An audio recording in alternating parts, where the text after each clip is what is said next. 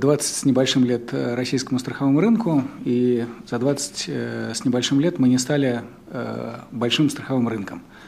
Не стоит говорить, что мы занимаем долю меньше 0,5% от мирового страхового рынка, а в принципе развитость рынка определяется уровнем проникновения и валовым сбором страховых премий на душу населения.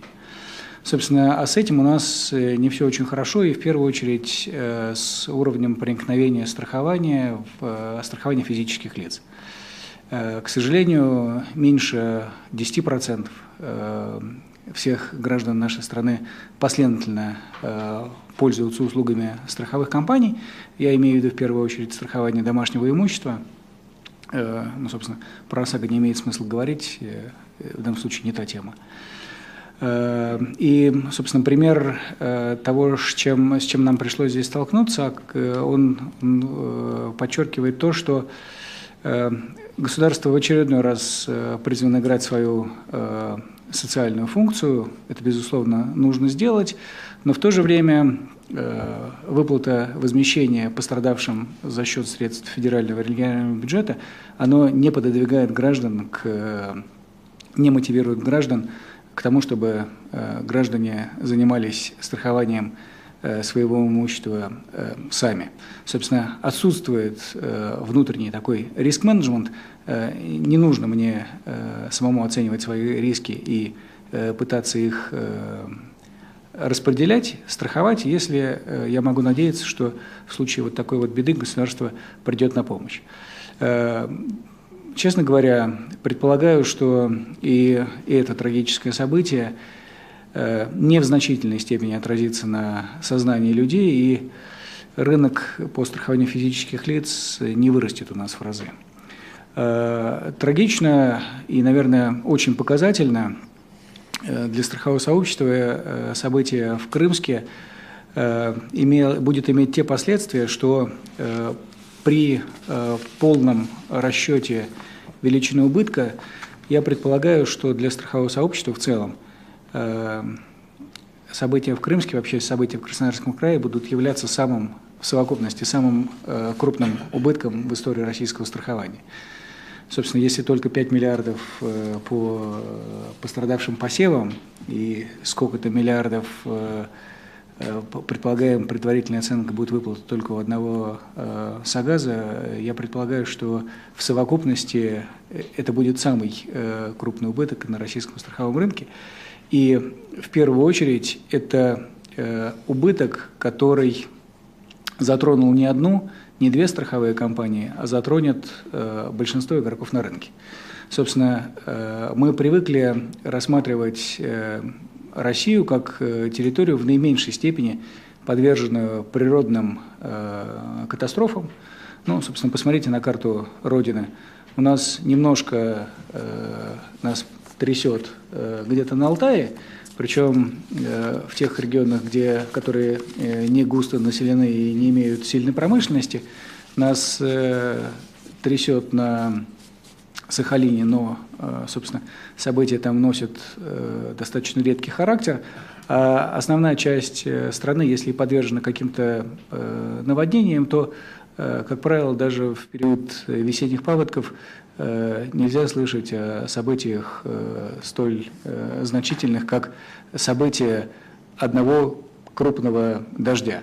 Что касается Крымска, который наиболее пострадал от данного события, то на сегодняшний день в компании сформированы списки застрахованных объектов, распределены по улицам, и сотрудники компании, которые занимаются урегулированием убытков, они отрабатывают каждый дом, не дожидаясь, когда клиент обратится в компанию или придет. Потому что мы понимаем, что сейчас большой такой вал вопросов, которые нужно решать пострадавшим от данного события.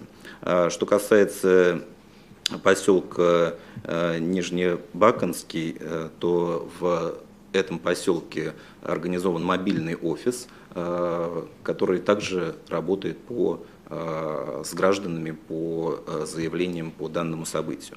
Если говорить о цифрах, то цифры обновляются каждый день, и по состоянию на вечер вчера, вот на вечер воскресенья 15 июля, мы знаем о 365 строениях, которые пострадали и которые застрахованы в компании «Росгосстрах». По этим строениям уже ведется работа, и на сегодняшний день из вот этого числа пострадавших строений 290 строений уже осмотрены. Почему важно сейчас осмотреть? Для того, чтобы зафиксировать максимально ущерб, который нанесен имуществу, чтобы полностью это отразилось на выплатах. Что касается общих тенденций, Россия находится в общемировых тенденциях.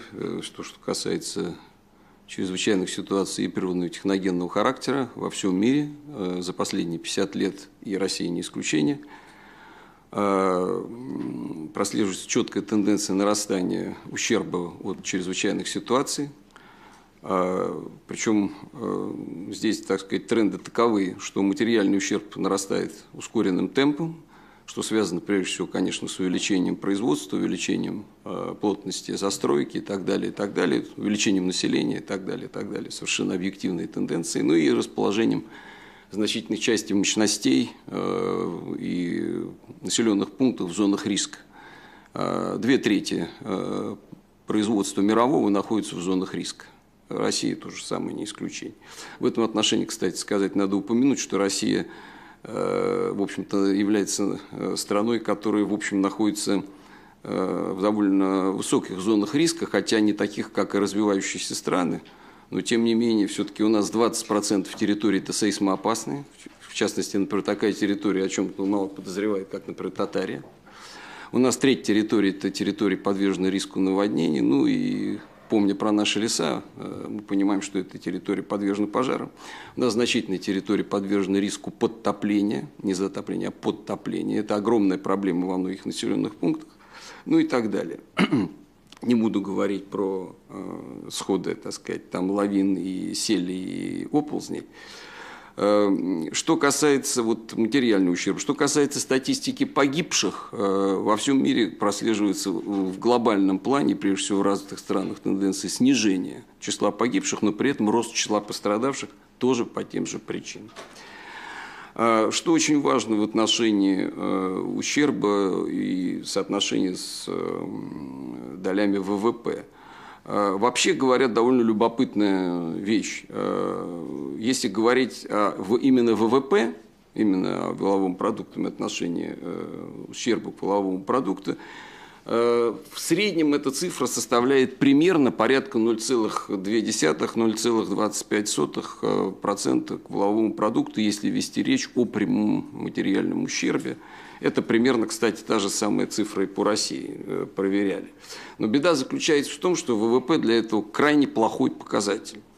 Это вообще считать по отношению к ВВП и влияние ущерба, как он сказывается на ВВП, это совершенно, так сказать, упражнение не только такое бессмысленное, но даже вредное. Потому что, в общем-то, ВВП это показывает, это показатель, который показывает вновь созданную стоимость за год. Ущерба в нем практически не отражается. Например, восстановительные работы очень даже хорошо отражаются. С точки зрения ВВП может быть все совершенно наоборот. Поэтому относить надо, конечно, не к ВВП, а к национальному доходу. И если мы говорим о поселениях или о домохозяйствах, то к личному доходу.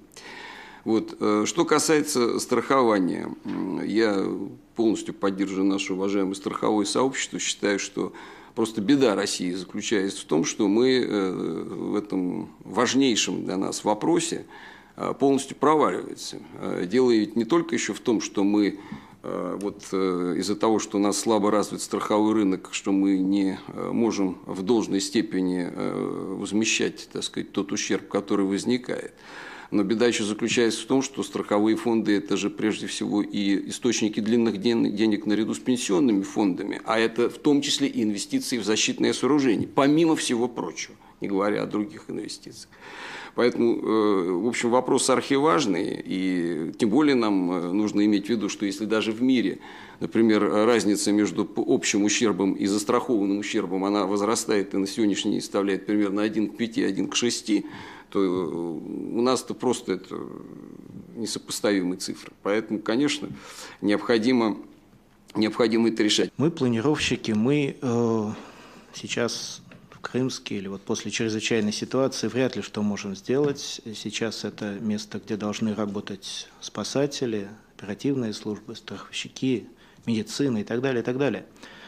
Но совершенно правильно поставленный вопрос. Мы можем подумать, а действительно стоит ли все восстанавливать в тех же объемах или еще лучше. Заметьте, все чрезвычайные ситуации, не только природного, но и техногенного характера, ни разу пока не поднимался вопрос, замечательный поселок Пугачев, да? У нас сейчас рвутся снаряды с регулярностью 2 раза в год, по-моему, да? Ни разу не поднимался вопрос, что вообще-то жилью не очень место рядом с такими объектами. А такие объекты существуют и в Московской области. Существуют в нескольких городах Московской области такие объекты, которые, не дай бог, что-то с ними может случиться. Пока не случилось. Да? Я не хочу сказать, что да, нужно переносить обязательно во всех случаях те же самые пожары. Сгорело очень много труднодоступных и удаленных деревень. Экономический смысл их восстановления вообще-то не обсуждался. Они вообще-то дотационные. Были и остались. И даже в Московской области, не говоря уж о Нижегородской и Владимирской.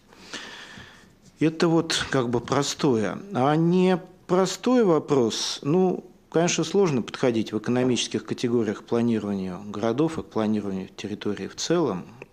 Да, и в частности к необходимости учета вот таких вот возможных ситуаций катастрофических, да, то есть что вот мы можем сделать.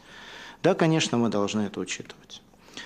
Но, к сожалению, то, что называлось генеральным планом 20 лет назад в Советском Союзе, и то, что называется документом территориального планирования генеральным планом сегодня, это 2 огромные разницы.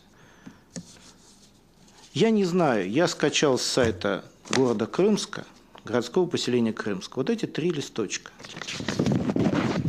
Это называется положение в территориальном планировании. Я не уверен, что это правда. Мне очень сомнительно, что действительно этот серьезный документ вот так выглядит. Тем не менее, на сайте вот это 3 листочка. Раньше на генеральных планах всегда была такая 2 даже линии. Одна называлась линия паводка 5%, а другая называлась линия 1% катастрофического паводка. Очень надо потрудиться сегодня, чтобы найти генеральный план, где отображаются эти линии. Более того, если даже они сегодня где-то кем-то отображаются из планировщиков, то, скорее всего, они берут генеральный план 20-летней давности или 25-летней давности и аккуратно эту линию перерисовывают. Линия есть, все нормально. Где-то примерно там. Дальше. А на самом деле эта линия ничего не значит. Она не несет на собой никакой юридической нагрузки. Это значит, что ничего не запрещено. И когда говорят по телевизору, что какая-то была застройка в местах, где было что-то запрещено, это тоже очень так сложно слышать. Генеральным планом или документом, который есть сегодня, нельзя что-то запретить строить. Запретить строить можно согласно Санпину в зонах санитарно-защитных, да? Согласно природоохранному законодательству в особо охраняемых природных территориях и так далее и тому подобное.